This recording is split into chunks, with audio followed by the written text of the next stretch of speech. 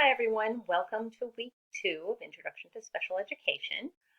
I'll start out with going over a few concepts that I think might need a little bit more explaining from week 1. I know that these are really sort of tough, intricate concepts, and there are a lot of sort of urban legends and myths that go along with special education. So let me start out by defining a few terms.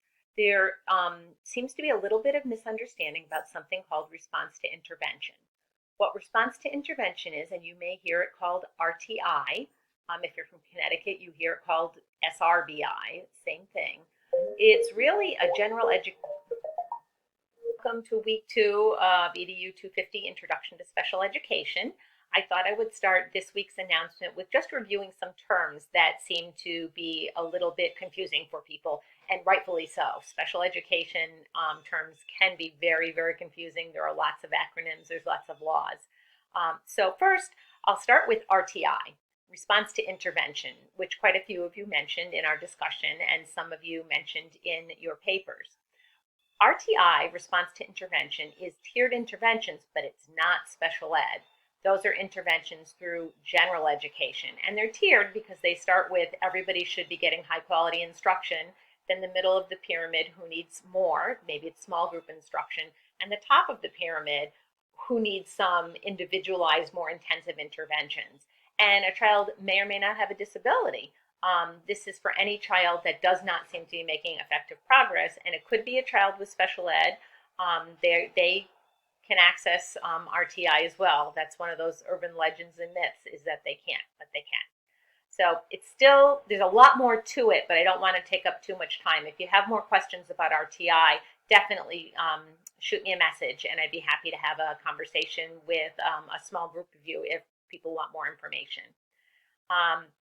The other thing I wanted to make really, really clear with regard to special education is please, please, please keep in mind that special education is a service. It's not a place.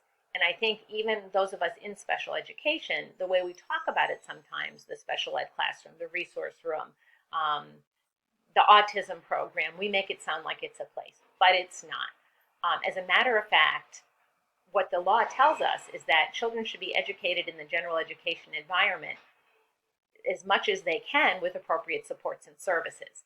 So it's really about the specialized instruction and the supports and services, not about the location of where it happens. So a team meeting would talk about goals and objectives. They'd talk about what kind of services a child needs, and then they would talk about where to provide it, always considering the general ed environment first. So that was important. Now let me talk a little bit about 504 and IEPs. Sorry, there's a truck driving by my window.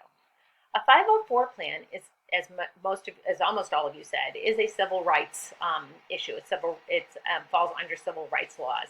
And it's a plan for anybody who may be considered to have any kind of a disability that impacts any major life function, with accommodations in order to access their education.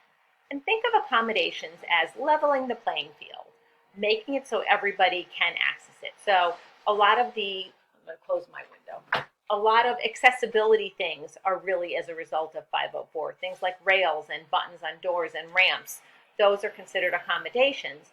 Accommodations can also be extra time on tests, extra passing time in the hallway, seated preferentially near a teacher. A child with a disability who only requires that leveling the playing field and not any specialized instruction would be a child that qualifies for a 504. For special education, the really, really big basic idea here is there's a child with a disability, and that child requires specialized instruction and related services in order to access their education. And it can also include, and should include, accommodations and modifications that will help them be able to do this. A child on an IEP is also covered by 504. 504 is not an IEP. And there's also a misconception that if a child does not qualify for an IEP, they can sort of get a 504 as a consolation prize. And that's really, really not accurate.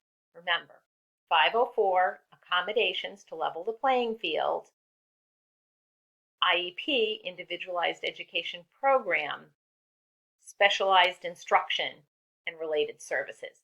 Those are the two really, really big ideas. So I hope that helps with your understanding.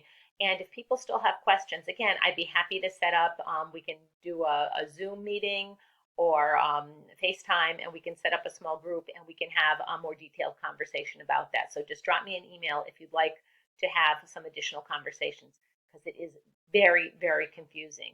The amount of acronyms in special education make it hard, and just the concepts, because they're sort of layered and overlapped in some ways, can be challenging and confusing. So for this week, you're asked to read chapter 5, 7, 8, and 11. So there is a heavy reading load this week, but none of them are really long chapters and none of them are really difficult. And then you're going to watch a video about what HDA feels like. That's attention deficit hyperactivity disorder, and also a video about supporting language disorders in the classroom and engaging families. Those of you who have had me before know that I put a huge emphasis on family engagement, and especially reciprocal family engagement. Families know their children best, and they have them for the rest of their lives. So it's really important that we partner with them no matter what field we're going into if we're dealing with children.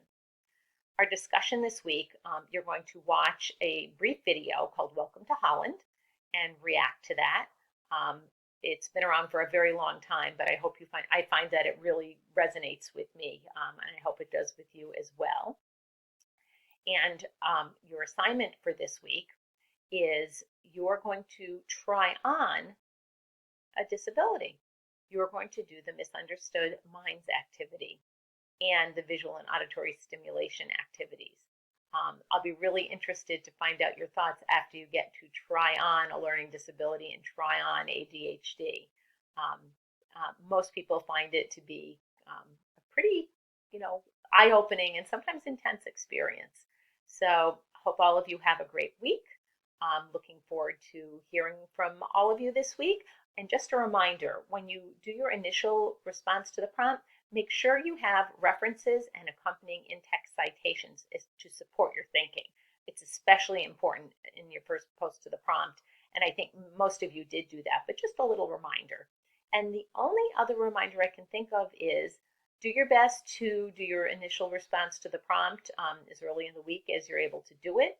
And don't save all your posts for Saturday, because it doesn't allow for us to have that rich back and forth discussion. And we have so many different majors and points of view in this class that our first discussion was really rich and really wonderful. And I'd like to see it continue. And feel free to post a video discussion too. Shout out to Helen for doing a video post this week. Looking forward to hearing more from all of you, and I hope you have a great week. Bye-bye.